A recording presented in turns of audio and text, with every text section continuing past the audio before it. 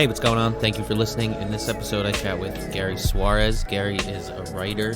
He writes about music. He's worked with a lot of publications like Forbes, Rolling Stone, Vice, a lot of others. He writes a lot of really great stuff about both incredibly famous artists and much more independent and lesser-known artists. And he really highlights both of those scenes really well. We talk about how he got his start, a band he was in, his Twitter personality, which is No Yoko No, N-O-Y-O-K-O-N-O. We lead that into talking about Cabbages. Cabbages is a newsletter that he's been writing. He writes a lot about, again, lesser-known artists there, really interesting artists. He plugs other good articles that he reads from, his peers. Then he also does short interviews with some of the artists that he knows. It's free to read, and there is a $7 a month tier, which provides even more content. The links to all this stuff will be in the description, so click all of that. Thank you very much again for listening. Subscribe, tell someone about it, and let me know what else I should be doing. Thanks so much.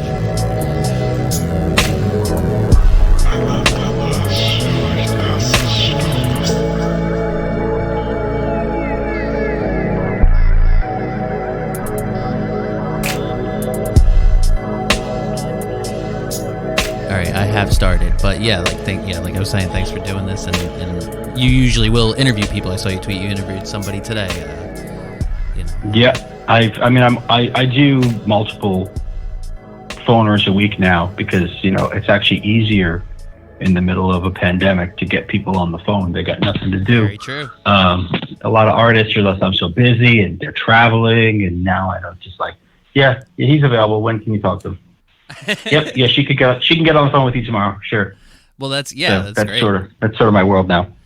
I mean, that's a win. I mean, that's a silver lining. That's for sure. Yeah.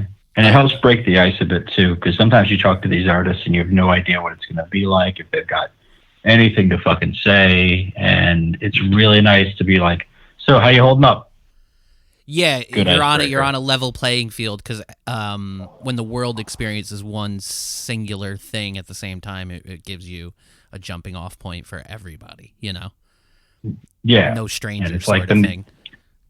Yeah, so, and then when they find out I'm in New York, they're like, oh shit, how are you? I'm like, yeah. Wait, but how did we get talking about that? Yeah, I just can't believe I haven't gotten it. Icebreakers. Yeah, icebreakers gives everybody easy to talk to, and I was bringing it up because saying thanks for doing this, and because all the ones I've done are artists. Actually, today was the first day I did 2 comedians today. Oh yeah. And I just want to do this, and I have other writers that I'm lined up. I'm going to do it with too, because I don't know. Cool. I'm going to do it with all these cool artists that I work with. I might as well do it with other people that are really interesting and do cool shit, in and around the fringe of what I do. It's your thing. Yeah, man, it's fun. Have you gone on any? Do you listen to a lot of podcasts or what? I don't listen to a ton of them. I mean, like, it's kind of the thing that I'll put on with the dishes, and I'm real picky about it. Like, I can't listen to music podcasts. I can't listen to people talk about music, because it's just like, it's kind of like if you work in finance and then you go home and all you do is you like watch Fox Business or something like that. Like, that's not a life. Like, I can't spend my day thinking and writing about music and then spend my leisure time on that. So when I do listen to a podcast, it's almost never about music. And usually it's something really basic. Like, I like Conan O'Brien's podcast. Yeah, he talks to good people. Yeah. He talks to good people, and he understands how to actually like keep a conversation going. Like, a lot of these guys just like, and I say guys, it's mostly guys, and it's mostly white guys. Oh, yeah. It's like terrible at it. And it's like, it's one of the main reasons why I've never started a podcast. So people are always like, oh, you should start a podcast. Yeah, you should totally start a podcast. I would totally listen to your podcast. I've said that to you too. And yeah, so what's the main reason? Is it just flooded? The main reason is I don't have an idea. Like, I check all these things. I see what other people are doing, and I just go like, okay, what would I do that would be different and interesting? Yeah, the hook. And because I've never come up with an idea where I'm like, this is something that I would do that would be interesting, different, and that I would be interested and excited to do. Interesting. Yeah, that is what I've heard now from a few people. People who want, there are people who I think should be doing them who do want to do them, and I'm learning more and more that, and I think they're learning more and more is like they don't have a thing, which now they could just do what everyone does, which was what I'm doing or whatever, and just jump into it. And there's some, there are plenty of people who do listen to it just like I do, just random ones because they're interested in the guest or whatever. But yeah, Sure. having the hook is huge, man. I mean, like I said, my friend Gareth's podcast, who I was just talking about, they're like ridiculously popular now. They sell out shows in New York City. They do like 2-night sold out shows. They travel all over or whatever. But they had a hook. It was like it was a very specific thing, like an American history story told from one comedian who researched it really well to another comedian who'd never heard about it. So it's like a very specific thing to pull you in, and But I get that. And then adding the music thing on top of it, yeah, I fully understand that. It's not like as a someone who critiques music, like you're gonna get sick of listening to music, but listening to someone else critique and talk about music, yeah, that's fatigue. I could see that hitting pretty hard. The thing I like to do least in life is talk to people about music. And this is reflected in the fact that I am not friends with other music writers. I mean, there are a handful of people who I am friends with. That's as being a little facetious there, but I don't spend my leisure time with music writers. Right. I didn't start out in this business like rubbing elbows with these people. I never worked a staff job in my life at any of these publications. Right. Like, I'm not part of anybody's fucking inner circle, and I've never had to fucking schmooze with these people. So it's like my friends are people who appreciate music, and I have friends who are very much music fans, and a lot of our activities in terms of hanging out is about going to shows, but we do not spend our time talking about music. And even more hyper specifically, you don't hang out with specifically music writer. Yeah, I could see that. No, God, no, no. Yeah, it's a different thing. The thing is, it's hard because it's your common ground. So it's very easy to just kind of slip into that mode and start talking about it. And it's very fucking boring and very taxing in reality. At least for me. I don't know. Maybe they enjoy it. It's not a super... I don't. Yeah, but I get that because it's not a super collaborative experience where, you know what I mean? Writing can be collaborative, but that's not... At the core of writing, it's not usually... People don't love writing because of the collaboration that you do, right? With other writers and come up with this. So I get that. Whereas musicians still hang out and are friends with one another because there's a certain thing that's different in the collaboration of it. So, yeah, that's interesting.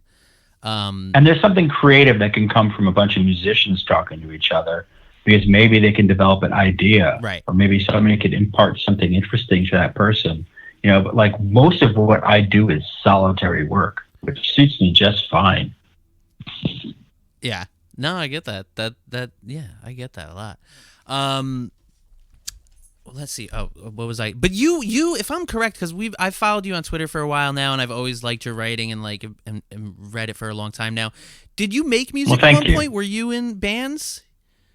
I've done bands a handful of times over my life, and the last musical project I did was I did kind of a noise rock, punk rock thing in my, I guess.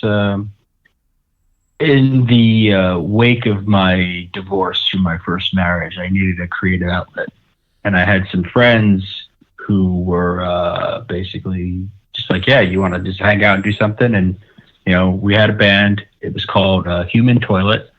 And we basically did kind of like Jesus Lizard-y sort of things, but also stuff that was very influenced by kind of New York heavy metal and glam.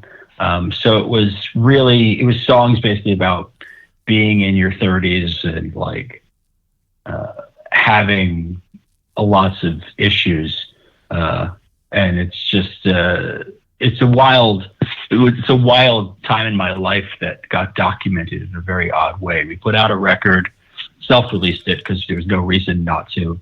And then we put out an EP, again, self-released. And then we broke up acrimoniously. Half the band went one way and half the band went the other. Mm-hmm. And the bassist is my friend Tommy, and he's actually one of my closest friends. Oh, nice. And we've never made music together since, although we sometimes talk about it. But yeah, I've never really seen music as my main thing. I've never made the kind of music that would be anybody's day job, or or replace a day job. So I've always kind of looked at it as a fun thing to do on the side. It's somehow shot like, because I remember you talking about that, and it somehow comes through in your writing too, where I feel like there's a difference between sometimes when I'm reading people who write about music, I can tell if they've made it or been involved with their hands on it in some way, have turned, you know what I mean? There's something there. I don't know. I can't quite articulate what, but that definitely was something that I thought about, that you definitely have made music for. And I know you don't talk about it a lot, but clearly I remembered it. Like whenever you said it, I don't know. The thing with that is just like, because it has very little overlap with what I write about, there are a lot of opportunities for me to talk about it. It's like, I don't really cover a lot of stuff in that wheelhouse. Honestly, I've fallen into some niches and some areas over the years, and like, it's just like, I was doing that as an outlet that was so different from what I was writing about. I think that's at least part of what made me enjoy doing it. Sure. But I haven't had the drive, the passion, or again, the interest to do much more since then. I haven't tried to start a new band in a long time, and I'm pretty okay with that. If I don't ever get up on stage and play in a band or sing a song again, I'm going to be fine with that. Well, who knows? Either way.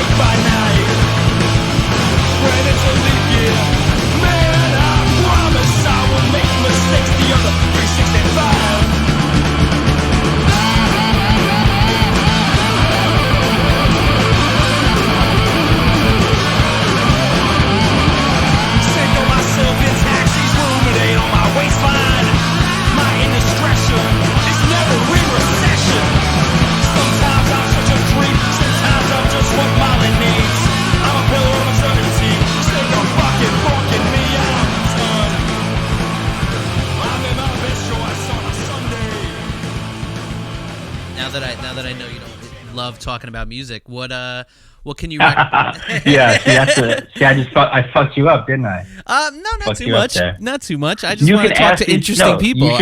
You should ask the questions you want to ask. It's your show. I'm just saying, like, socially, when I'm out socially, I don't want to talk about music. I like talking about other things with people. Well, socially. So but then for a podcast, when people ask me other podcasts, they want to talk to me about music. So it's totally reasonable if that's how you want to go there. I want to know. So what was, if you remember the first time, or like, what made you one of the first pieces, like, you know what, I wrote down this paragraph about a piece of music, and I think that other people should read it. And like, you know what I mean? Isn't writing such like a but where was that? I mean, like, yeah, when was that? What was your first piece of like writing, or at least the first piece of thing that you wanted to share? Like, you're like, people need to know about this. Whenever it was probably terrible. Sure, that's not what I asked. That's the easiest way to go about it. I started writing about music in college. Okay. And I was never, like, I never thought in a million fucking years that this was going to be a job for me in any way. Right, like you're right now writing for publications that existed then, that were big then, and so like yeah. Maybe less so now. And they bigger back then. Now they have to let the likes of me in. But no, what happened was, like, I was writing for like what we used to call e-zines and stuff like that, and I enjoyed doing that. So my work got out there way before I was quote unquote ready. And I think that's a mistake that a lot of young writers deal with today, is that they're kind of expected to grow up in public. So you make that gaffe, and then that carries you for a while, that you have to deal with it. Right. But I mean, for me, where it really changed for me, where I decided I was like good enough, was probably, I had been writing in the late 2000s, early 2010s, more or less, for a metal blog. Okay, so this is after college, though. In college, you were writing for zines with friends and like doing it for fun. I wrote in college. I was writing, and then college, and then the years after college, I was writing about all sorts of stuff. I wrote for this publication, Brainwash.com, which was partially an outlet that hosted websites for avant-garde and experimental. So that sounds musicians. familiar, bro. It's like basically, Pitchfork? Have you heard of Pitchfork? .com, right?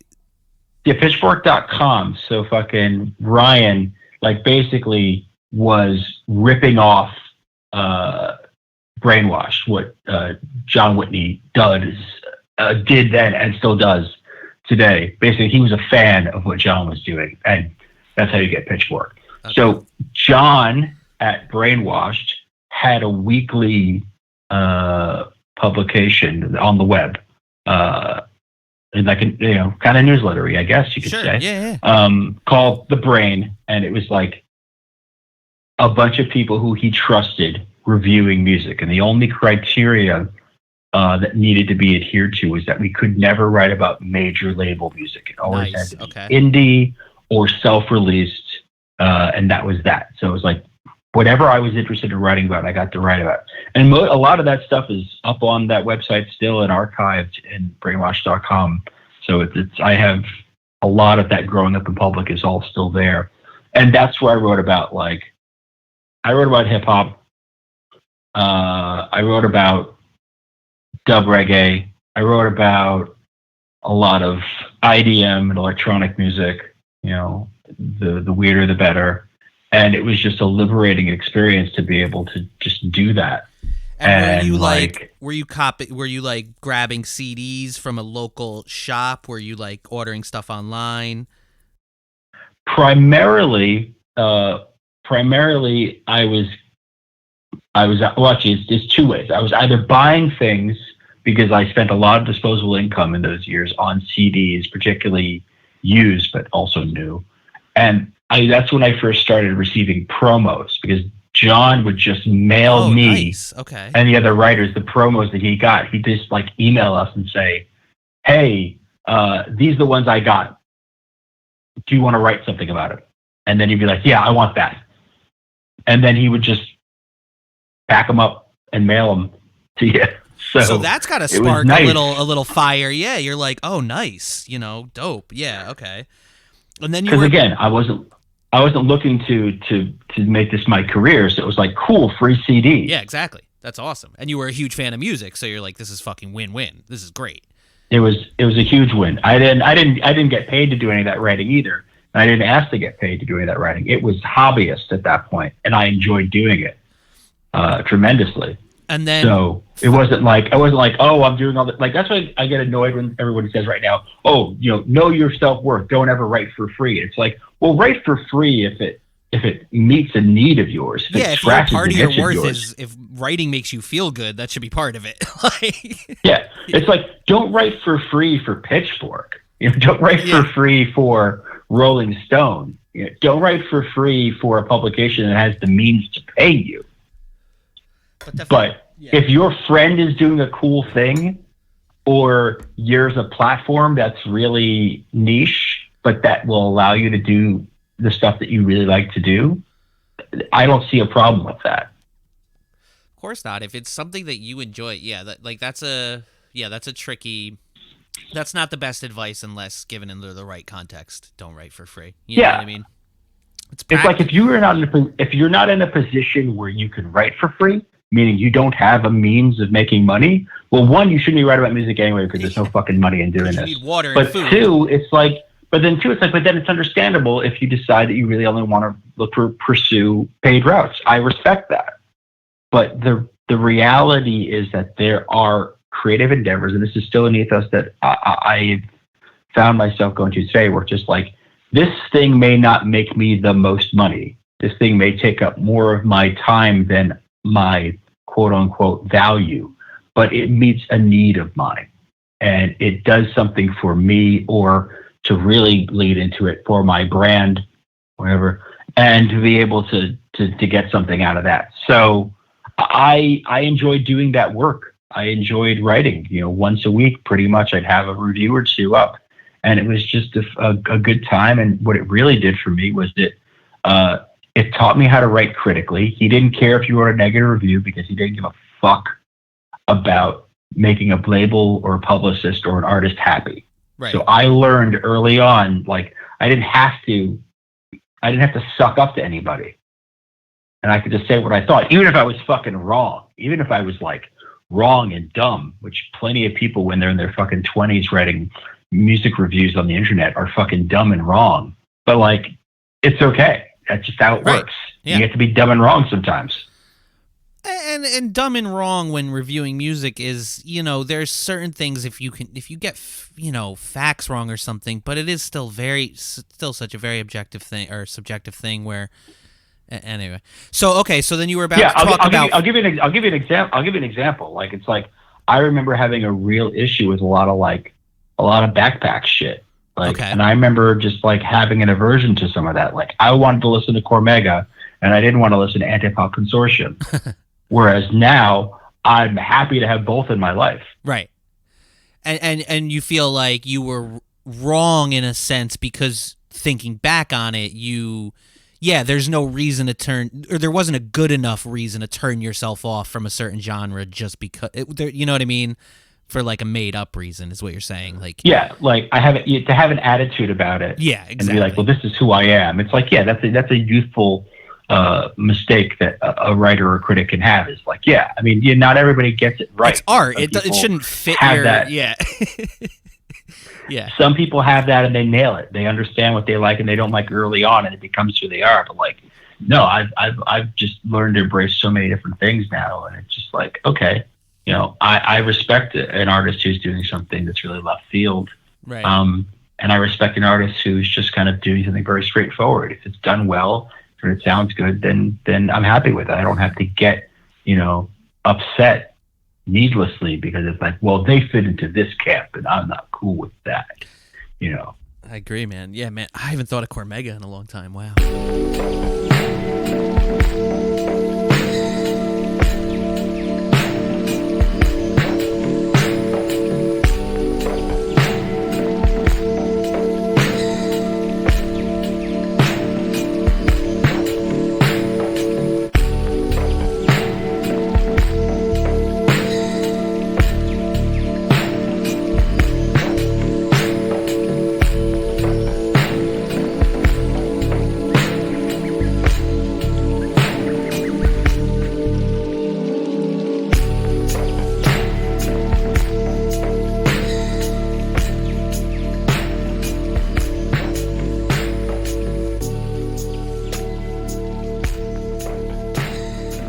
So, okay, you were about to mention a little while ago, you were doing the zine thing, and then fast forward to, you mentioned, started to talk about something else where you jumped forward. Yeah, I jumped forward because I wanted to kind of get to the core of what you were saying about, like, do I want my stuff to be read? Because, like, I had no idea. I didn't have, like, access to analytics. I didn't know if people were reading these things I was writing on the web. And then I kind of drifted away from doing that. I wasn't doing it as often, I had a desk job. I worked in offices, mm-hmm. and I eventually had like managerial responsibilities, and I was, I was in a committed relationship, and it just like, I really enjoyed music still, and I was listening to tons of it, like tons of music, but I was writing about it a lot less. Okay. And I found myself reading blogs and enjoying that. And there was a metal blog that I enjoyed reading.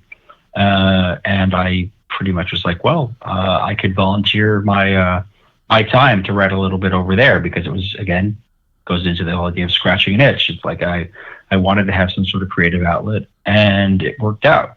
So I wrote for a metal blog, and I ended up being a bit of a personality on there, and sort of a precursor for what happened with Twitter. Right. But like I kind of was just like, I was going to be myself, and I was going to say whatever the fuck I was going to say, and I was speaking to an audience of metalheads, and I don't know if you know metalheads, but they're fucking dumb, and not all of them. No, I know. A lot of them are fucking dumb, and it's part of the fun. Sometimes is that this is music that allows people of all sorts of IQs to really come together and all behave stupidly. So the smartest person in the room and the dumbest person in the room are in the mosh pit. And that's a wonderful fucking thing. And that's especially because I grew up in the New York hardcore. My friends were in New York hardcore bands, and like that's the thing. And you know, I know metal and New York hardcore are different, but similar scene where there's a lot of dumb people. But yeah, you will find the geniuses in those scenes too. It's funny because there really are. It is such a deep mixture of just scale of type of personality when it comes to that heavy music. So what I did over there was you were poking the bear over there. You were.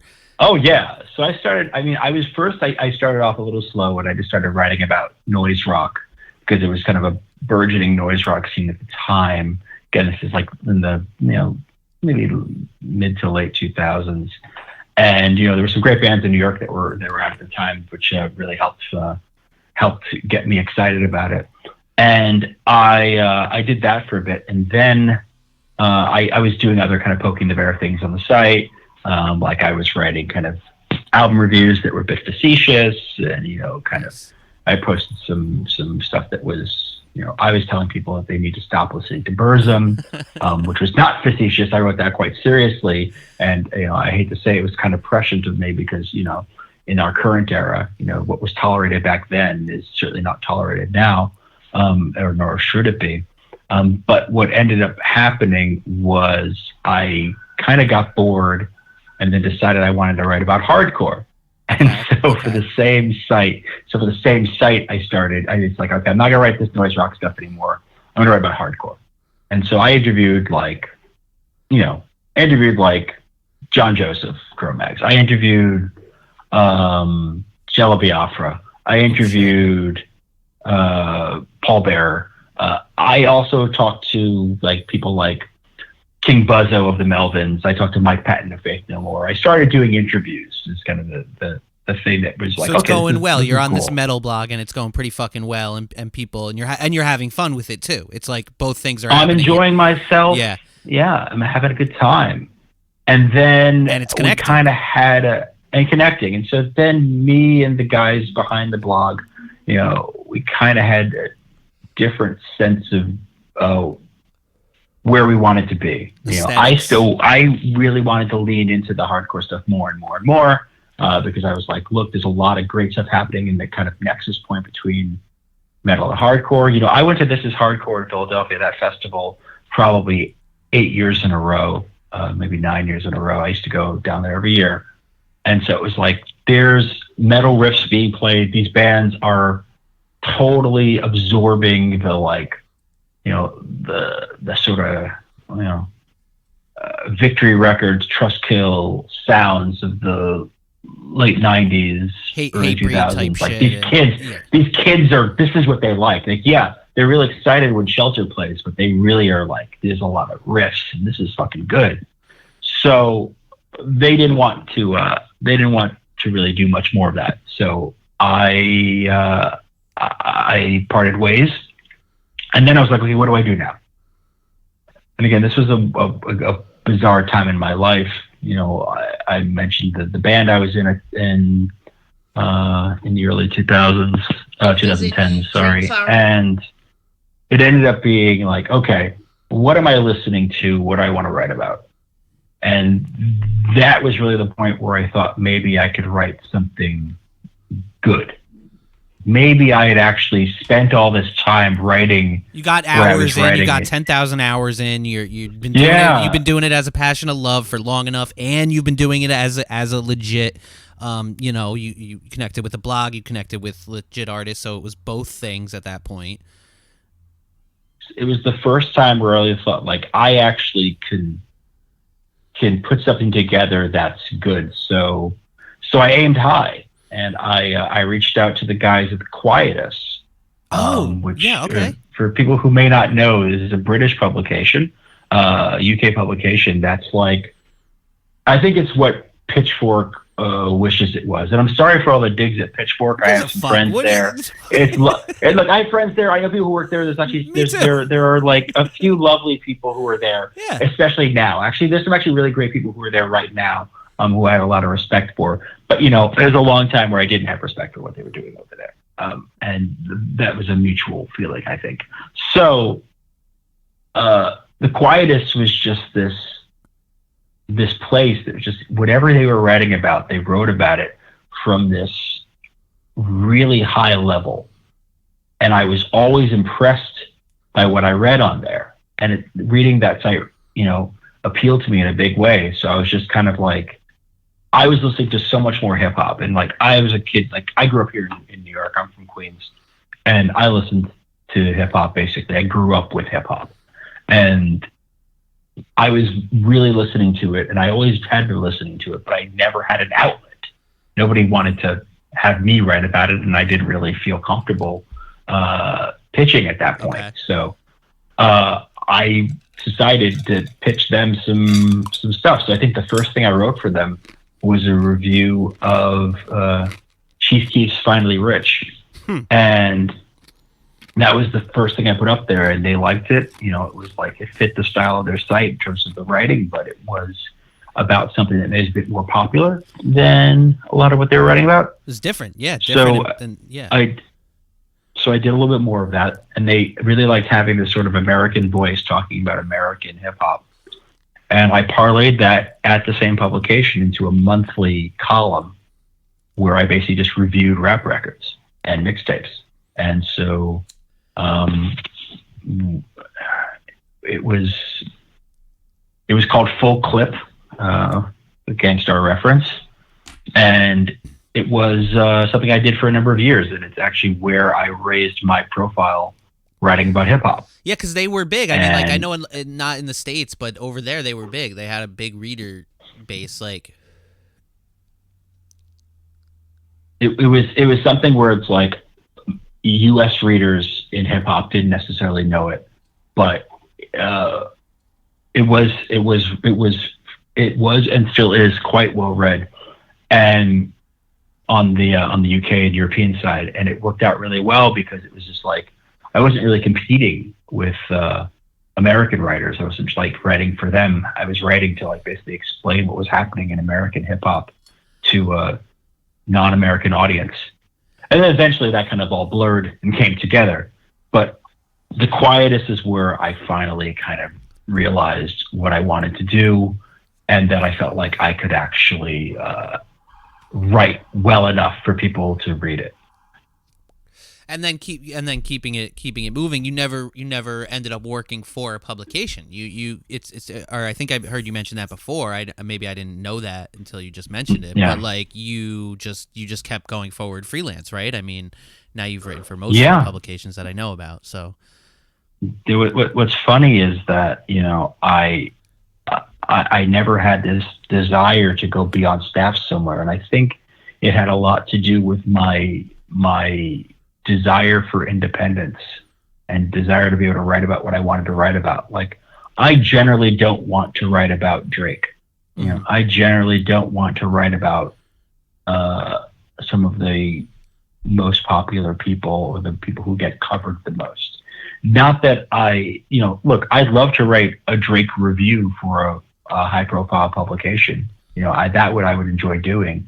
But I don't want to write about the latest thing he put up on Instagram. And I knew that that's the reality of working at these publications, is to cover a select number of artists in minutia, and tabloid level minutia in some cases. And that has no interest to me. I've never wanted to do that. So I've enjoyed doing this as a freelance thing for as long as I have, because it's just when I pitch stories that I want to cover. Yeah, I pitch you're artists a fan that I of the want to. music. Yeah. I'm enjoying it. I find it interesting. I'm a fan. Whatever the factors are, it's like I'm pitching something because I think that it would be worthwhile, and I would find a publication that it would match with. Huh. Yeah, man. That's dope.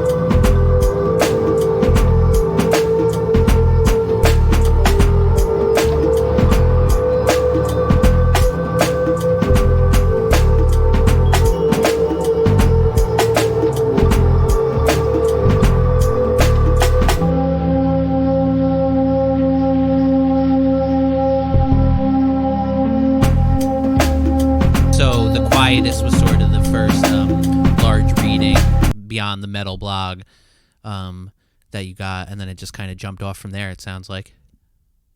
Yeah, so I mean, I did the Quietest for a number of years, and I really enjoyed working with them, and I still think that they do fantastic work.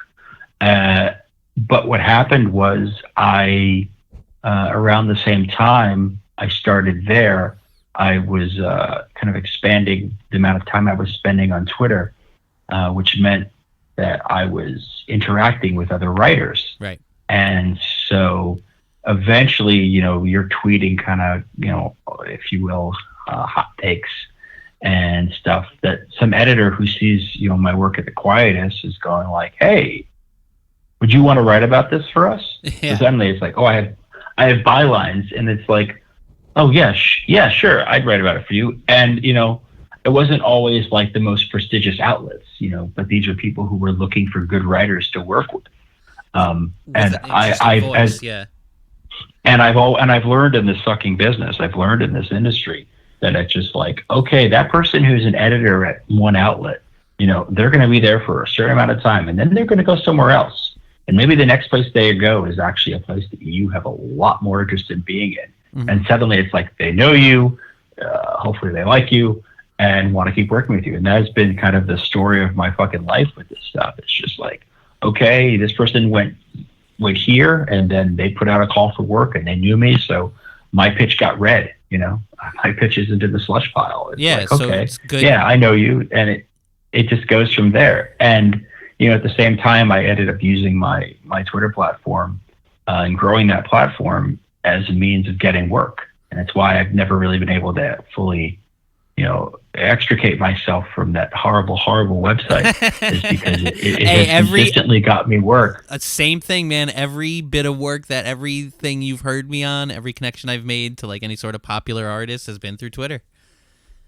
It just is. It's the nature of the beast. Like, I can minimize the amount of time. On there. What I find now is that it's actually really, really bad for my mental health. And I think that's the thing that I've had to come to accept with it, is that the more time I spend on it, the worse I feel, and the worse I am in real life. So the solution is pretty simple, Find a new means of employment. No, you just don't have to be reading it all the time. You use it, you put your work and engage. But yeah, being on it too much, also portions is the solution. Yeah, it's a portion control thing. Yeah, portion control. Yeah, I just ate a whole bunch of fucking cheese. I just ate a whole bunch of fucking cheese for dinner tonight. So yeah, I don't know if that's going to be. There's a connection there between too much cheese and too much Twitter. Definitely.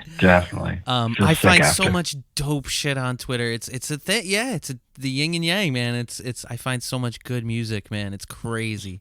Still. Yeah, and it's where I see so much great writing. So true.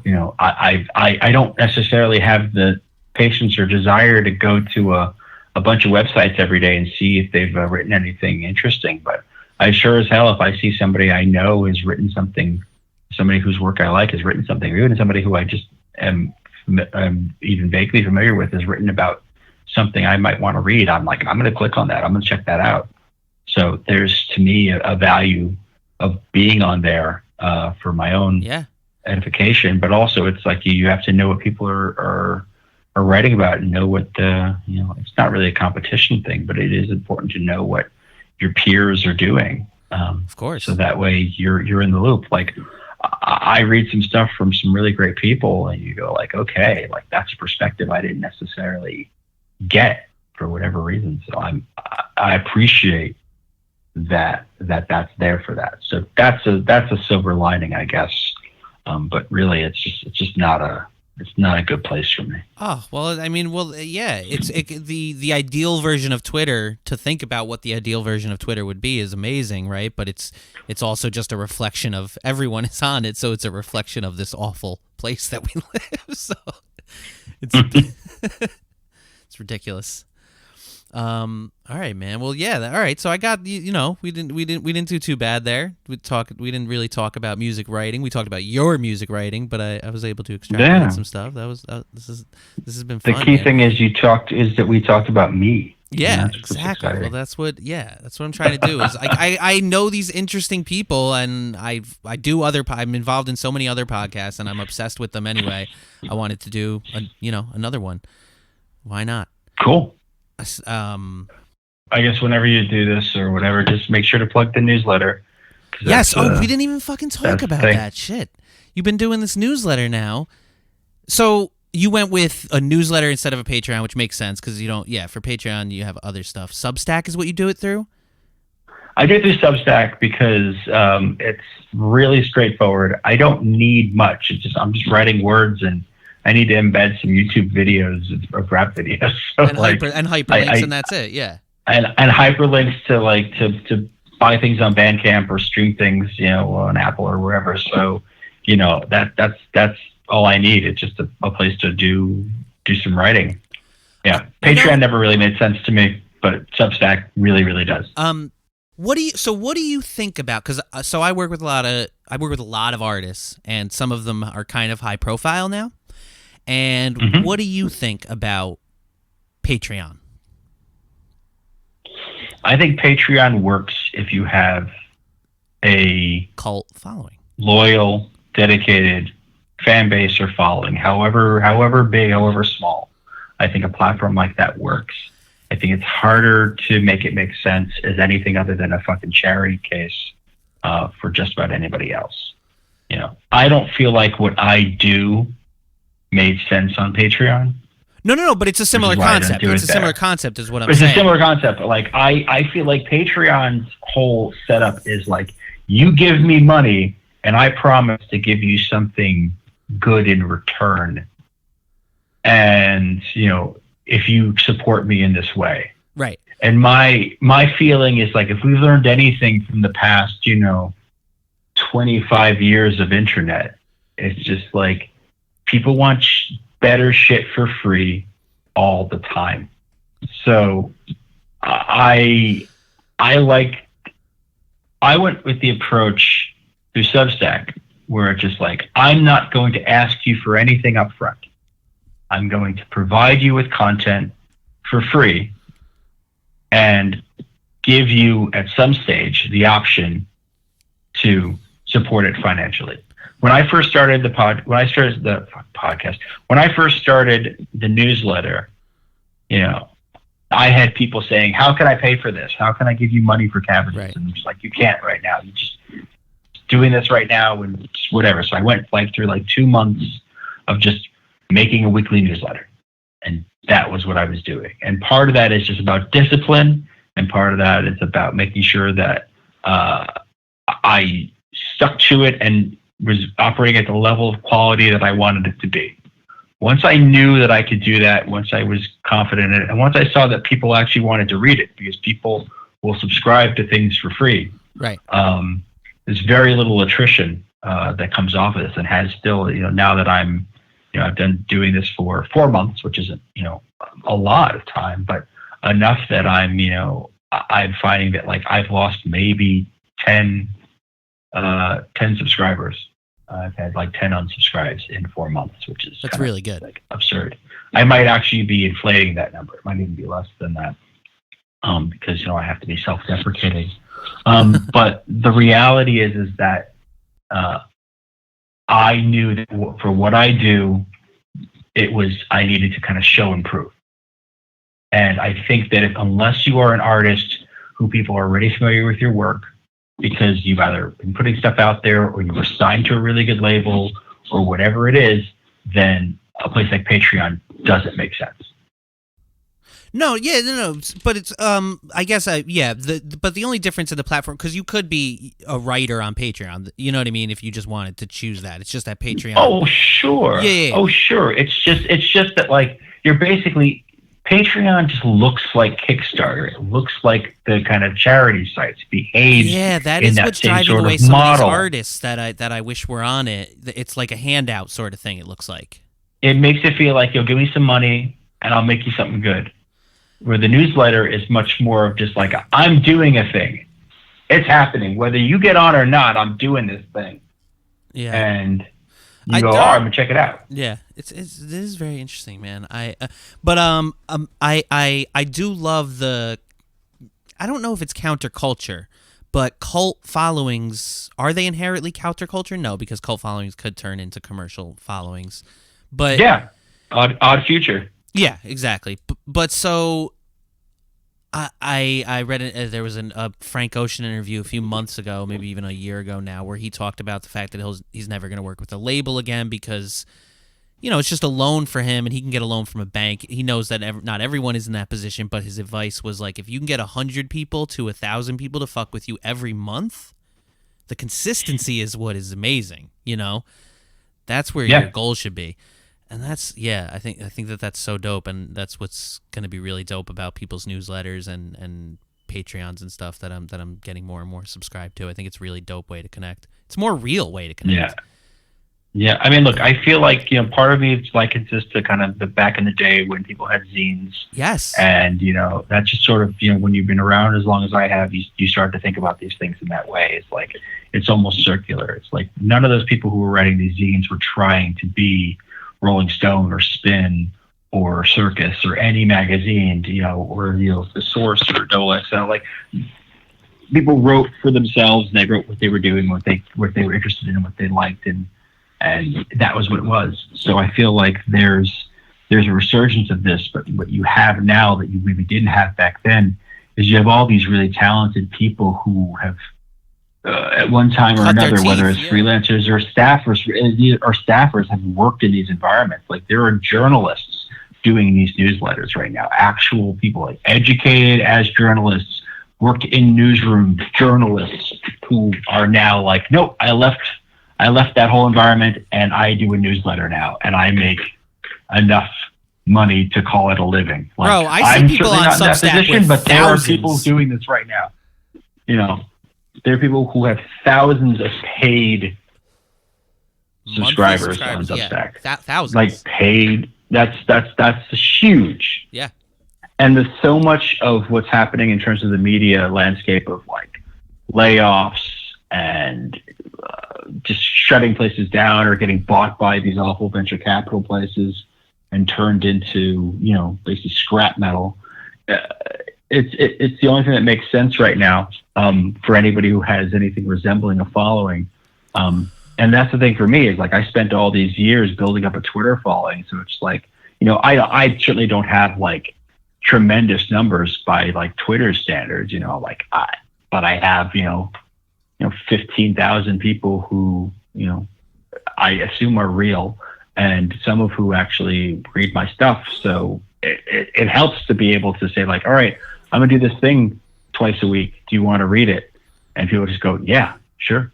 They're already there. You're capitalizing on and people. Some of them, and some of them have decided to pay me for it, which is nice. But I'm not doing it necessarily because I want to get rich off of it. That's not what it is. I mean, I'd say in terms of how we really were to segment it, it's low overhead. I listen to music and write about it. but it's just me I write it from my couch. You know, it's not like I'm doing anything. I don't have to go out and do a lot of stuff.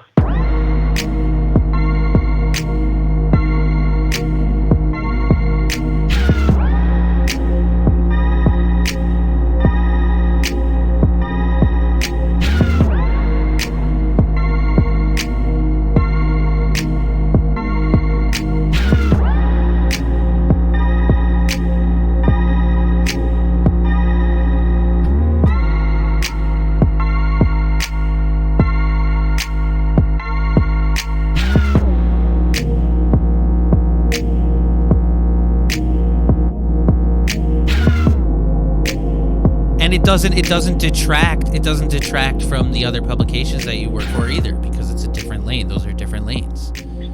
Yeah, that's the real key thing. Is it's like I'm actually one of the main reasons why I started it was because like I couldn't write about hip hop anymore. Like I could write about a major label artist. I could write about every major label artist. You know, that's not hard to do. I'm on all the fucking mailing lists. You know, I'm on all these publicists' emails. I get all the press releases. Like that's not an issue. If I want to talk to these people and get paid to do it, I can make that happen in a lot of cases. Less so during a pandemic, but otherwise pretty good. This is about the fact that I've had for years all these like artists who I like and artists who I have no opinion of because I never really listened to their stuff. Like will just hit me up and be like, yo, how can I get coverage? How do you get an independent artist in hip hop to get some attention from a writer? And I just kept saying, I'm like, there is no place. There's no incentive for us to write about you. Right. No publication is going to pay me to write about you. What I did at The Quietest was amazing because they basically were just like, look, we trust your taste. And we trust the fact that you'll write about things that you like and things that you don't like. So we know you have a critical voice that, write about whatever. So I was like, cool, I'm going to write about this, you know? And it was not necessarily, I'd be mixing in like major label rap reviews with like shit I found on Bandcamp or with me. You covered me in The Quietest, and I got you in there. Yeah, you were in there. It's like, okay, I fuck with this. I want to write about it. I'm gonna write about it. Like that's the point, you know. So I didn't have that anymore. And the only difference with Cabbages really is that I don't write negative. I don't. Well, no. The only thing is I don't write negative reviews. Nice. Because that's not the point of it. And I'm not doing it because I'm a nice fucking guy. If you've gathered anything about me over this call or on Twitter, it's not because I'm a nice person. I'm not doing this as a charity situation. I'm doing it because I see it as an opportunity to say to people, all right, music discovery is something that gets talked about by streaming platforms and VC people as sort of just like this thing. But like, I actually just like, I just want to, let me turn you on with like, just as somebody who listens to a lot of music, to like 3 new albums a week. Can I just like say, here are 3 albums to check out this week? And they're not going to be what Drake just put out. And they're not necessarily going to be, you know, obscure artists, but there may be. And it's just going to be 3 new rap albums you can listen to. That's all I'm asking that's the whole proposition. Well, and it's just like, there's no sense in me saying like, and don't listen to this one. Because what the fuck is the point of that? I just wasted my time and their time. It's like, I just want you to walk away and be like, I give you 3 albums a week that you can listen to. If you choose to listen to any of them, great. Maybe I turn you on to an artist you really like. Yeah, you're definitely going to do that, bro. It's going to grow like crazy, to be honest, because the same way like the Twitter following grows, like, yeah, it's going to be crazy. I feel like you just get the most engaged listeners out of something like this because you're basically asking people, you're like, look, you like what I do. You like when I interview these big rappers. You like when I interview these artists who you enjoy. You like when I write a think piece somewhere. It's like, well, I'm telling you, these are 3 albums that you're going to enjoy. Your hit rate is up there, so they're willing to fuck with it.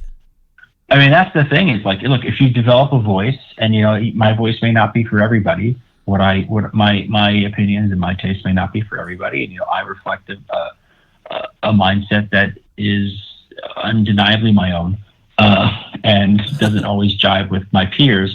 But the reality is just like, look, okay, like I'm glad that people fuck with Billy Woods. I'm really glad they do. I'd say I probably was fucking with them a little longer than some people. And that's not to toot my horn. That's just to show that if you allow yourself to look at something beyond what the major labels are putting out there and shoving in your face and getting onto playlists and pushing that through, then you might find the next Billy Woods sooner rather than later. Right. You'll spend less time digging through the crates and less time trying to catch up on what they've been up to. And you'll spend more time being like, oh yeah, I've been rocking with this guy for a while. And this I shit is really, dope, really like what he's doing. And that's what he's doing. That's what Cabbages is trying to do. I'm just trying to give people a shortcut because there's so much shit that comes out in a given week. And then when you go to these platforms, these streaming platforms, you get what they show you, which sometimes is really good and sometimes isn't. And sometimes it buries some of the best stuff of the week because it's just not on someone's radar. Yeah. That's There's the the nature casual of the beast. listener is going to miss a lot of stuff because someone like me who's not casual is going to go to Bandcamp and know where to find it, but someone else is just going to look on the Spotify, you know. And It's like if you're a YG fan, and you love YG, and like YG is like one of your most listened to artists, I'd say it's probably very likely that you did not hear the new Slim 400 record. I don't know who that is. And it's just like, and that's the thing, that's the issue. It's like Slim 400 is somebody who's been on YG records, vice versa, has been on it. Slim 400 is somebody who actually had like a weird situation where he was shot last year for the third time. Jesus. And shot 3 times. And like it was TMZ level coverage because he was an associate of YG's. And like he just dropped an album the other week. It's great. He's from Compton and he's writing about he's writing about real shit, and he talks very plainly about his situation getting shot. I'm just like, okay, if you like YG and you like Young Dolph, you should listen to Slim 400. Dolph's on the record. And it's just like, okay, but how do you find out about this record? You got to be signed up to Cabbages. I guess that's the pitch. It's just like, yeah, if you sign up to this, it's the kind of thing where I'm trying to find those areas. Like, I'm trying to be the answer to just like, oh, everything sounds like whatever. Like, you don't like mumble rap, right? Whatever. And all it's these true, like, man. It does. Like, fine. Fine. Do you know what's going on in Detroit right now? Like, how much amazing music is coming out of Detroit right now? Do you know what's happening in parts of New York outside of New York City? Like, obviously, like when you think about what Griselda's been doing and those guys, like I've been following those guys for a while, and I'm thrilled that they're doing as well as they're doing right now. But it's like, like you don't as a consumer have the opportunity to catch these things until you kind of hit a certain I don't even know what the best way to describe it is. It's just like there's a certain point where it just becomes you can't avoid it, and you deserve as listeners to catch these things before it gets to that level. You deserve to be on those waves early and to support those artists when they need it the most. Right. Yeah, man. It does circle back to that zine mentality. 100%. 100% does. It's just like like that band I mentioned before, Human Toilet. We got reviewed in Maximum Rock and Roll. Like, it's just like I don't care if anybody ever listens to our music again. I don't care if anyone ever listens to those songs again. I get reviewed in Maximum Rock and Roll. They didn't entirely hate it. I think that's fucking cool. That's a win. That's a goal. Yeah. Yeah. I also got it reviewed in that record reviewed in Matt Corvette, the frontman for Piss Jeans, one of my favorite bands. He does like a kind of a reviews thing on his website, and he hated the record. He did not like it all, and that was a badge of fucking honor. Yeah, you were. Yeah. That's why I said hell yeah, because I would have been psyched too. I would have been like hell yeah. Oh God, it's actually better that he kind of thought we kind of sucked. Like he said, the thing is, we had we commissioned David Liebehart of Tim and Eric fame to do the album cover, and so the review that we got from Matt was basically that he's like, well, at least David Liebehart got paid, and it's like, yeah, he did. He did, and Human toilet, baby. I still got the original painting. Hell yeah! I can't really put it up in the house, but it's original. It involves a talking toilet and a monkey. It's a pretty good piece. All right, man. This was really fun. Cool. Yeah, thanks for asking me to do it. You know, I've never really felt comfortable hosting a podcast or being at the lead and things, but I enjoy being a guest. All right, man. I'll let you go. Cool. All right. Thanks again, Gary. All right. Thanks again for having me. All right. Take care. Bye-bye. All right. Stay safe. Bye.